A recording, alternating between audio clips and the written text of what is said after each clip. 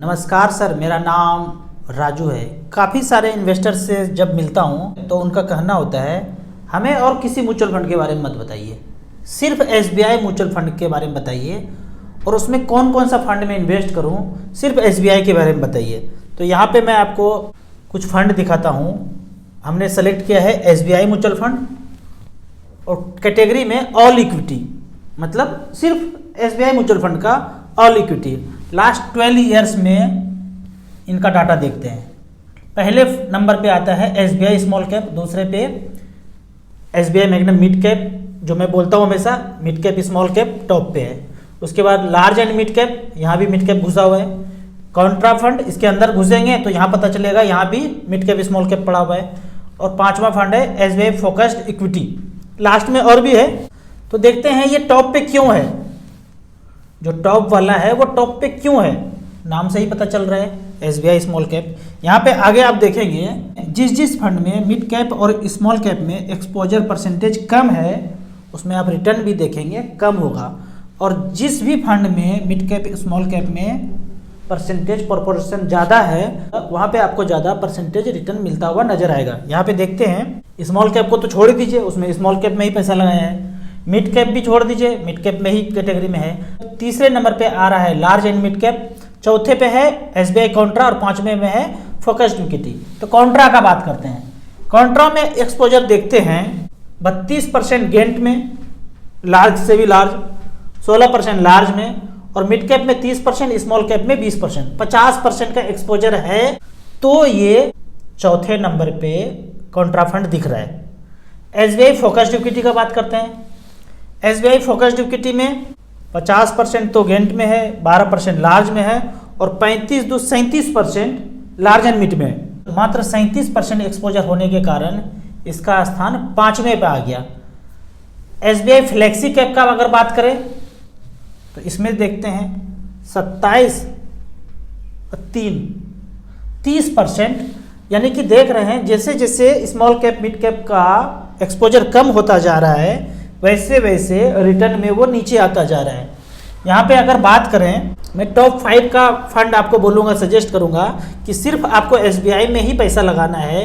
तो यहाँ पे 10,000 रुपये पर मंथ यदि पिछले 12 साल से एसबीआई के फंड में इन्वेस्ट किया, 2011 से लेकर 2022 तक पिछले 12 साल में, पहले फंड ने एसबीआई स्मॉल कैप ने 67 लाख रुपए बनाया है, दूसरे फंड ने मिड कैप कैटेगरी में 46 लाख रुपए बनाया है, तीसरे फंड ने 41, चौथे ने 40 और पांचवें ने 39 लाख रुपए बनाया है, और पांचवा फंड है एसबीआई फोकस्ड इक्विटी। तो इस तरह से 5 फंड में आप अपना पैसा डाल सकते हैं। पहला फंड का तो बात ही जुदा है, 23% का रिटर्न, 18, 16, 15, यानी 15 से 16-17% का एवरेज आप रिटर्न यहाँ पे एक्सपेक्ट कर सकते हैं। ये तो मैंने 12 साल का रिकॉर्ड दिखाया कि 12 साल में एसबीआई के फंड ने, ऑल इक्विटी फंड ने क्या किया है। अब 15 साल के कैटेगरी में देखते हैं कि 15 साल से यदि किसी ने इन्वेस्ट किया तो पहले नंबर पे आता है एसबीआई मैग्नम मिड कैप। यहाँ भी मिड कैप, स्मॉल कैप नहीं आया, क्यों?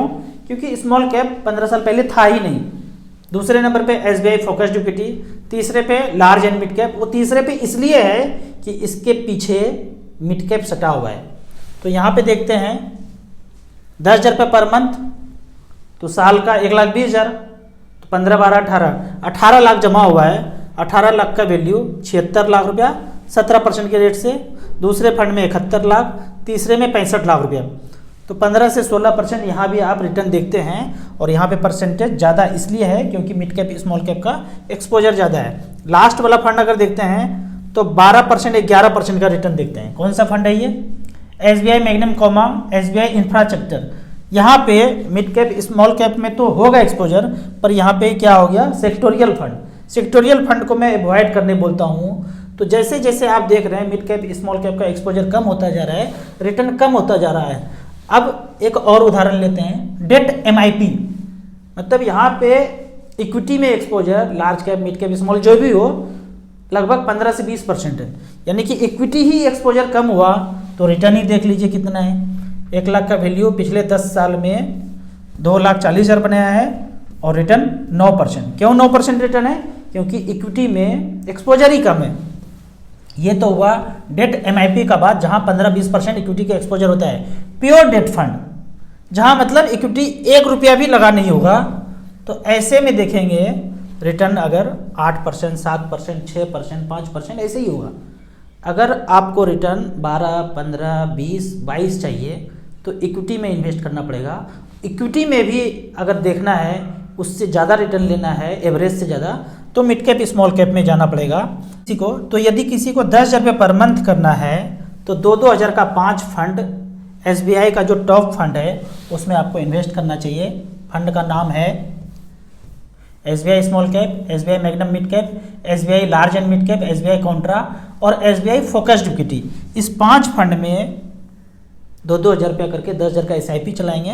बीच बीच में आपके पास टॉपअप करना है, कहीं से पैसा आ गया 10,000, 20,000, 25,000 तो पहले फंड में स्मॉल कैप को छोड़ दीजिए, वहाँ लमसम नहीं ले रहे हैं, पहले फंड में टॉपअप कर देंगे। इस महीने पैसा आया एक्स्ट्रा 10,000 यहाँ कर दिए या 50,000 कर दिए, अगले बार दूसरे फंड में टॉपअप कर देंगे, फिर अगली बार पैसा आएगा तीसरे फंड में कर देंगे। इस तरह से बराबर बराबर सब में इन्वेस्टेड रहेंगे तो आपको 15, 16, 17% का रिटर्न आ जाएगा।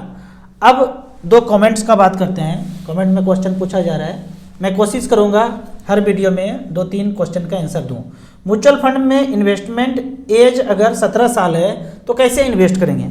अभी एज 15, 16, 17 ही है, खोपड़ी का ब्लूटूथ ऑन हो चुका है, तो क्या करेंगे? पेरेंट्स के नाम पे इन्वेस्ट कर देंगे, भाई बहन होंगे किसी के नाम पे कर देंगे जिनका एज 18 से ऊपर है। बेहतर है कि मम्मी के नाम पे इन्वेस्ट कर दीजिए, उनका पैसा भी तो आपका ही पैसा है, उनके नाम पे इन्वेस्ट कर दीजिए। जब आपका 18 होगा तो अपने नाम पे इन्वेस्ट करना शुरू कर दीजिएगा। अगर फादर के नाम पे आप इन्वेस्ट कर देते हैं, पैसा अपना लगाते हैं, बाकी सब कुछ उनका होगा, तो क्या पता उनका भी ब्लूटूथ ऑन हो जाए तो वो भी पैसा इन्वेस्ट करना शुरू कर दें। तो ये तो एक हो गया। अगर नॉमिनी अनपढ़ हो तो कैंसिल चेक कैसे लगाया जाए? नॉमिनेशन के केस में भी KYC में भी कैंसिल चेक मांगा जा रहा है, या बोल रहे हैं नॉमिनी अगर अनपढ़ है, अगर अनपढ़ भी है तो भी उनका बैंक अकाउंट खुलता है, अंगूठे लगा के उनका अकाउंट खुलेगा और चेक मिलेगा। ऐसा बात नहीं है कि चेक नहीं मिलेगा।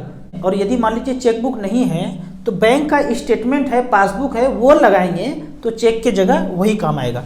आपको इसी तरह म्यूचुअल फंड के बारे में और कुछ जानना है, इन्वेस्टमेंट के बारे में जानना है, तो इस नंबर पे मुझे व्हाट्सअप कर सकते हैं। आप म्यूचुअल फंड में पहली बार इन्वेस्ट करना चाहते हैं तो दिए हुए ऐप में रजिस्ट्रेशन करने के बाद हमसे डायरेक्टली जुड़ सकते हैं। ऐप का और मेरे सर्विस का लाइफ टाइम कोई चार्ज नहीं है। वीडियो अच्छा लगे तो व्हाट्सअप यूनिवर्सिटी में दोस्तों के बीच इसे जरूर शेयर करें। यूट्यूब पर देख रहे हैं तो लाइक एंड शेयर जरूर करें। Thank you so much.